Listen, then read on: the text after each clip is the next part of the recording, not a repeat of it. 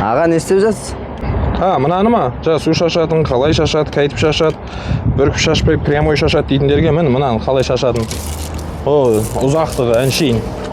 Қанша ұзақтыққа жететіні. Жалпы қораның ішіне тұрып алып, осындай напормен шашады. Жететін мені. 10 метрді әншейін алады. Ал бұның басына мынаны өзінің ішіндегісі болады, бұны бұрап қойып шаша береді. Бұрап алады, от сонда бүркіп шашады.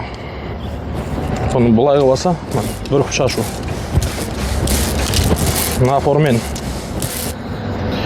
Бұның кішкентай түрлері болады, тағы да мынандай түрлері бар.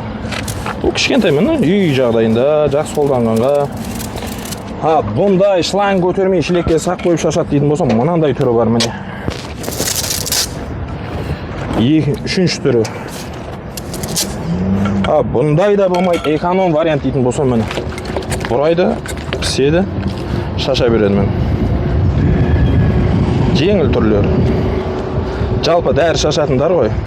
Арзан әрі қалтаға тиімді. Біз шаша берсе болады. Бөлісіп отырайық. Жалпы дәрі шашуға, қора қоқысты дәрілеуге жақсы дүниелер.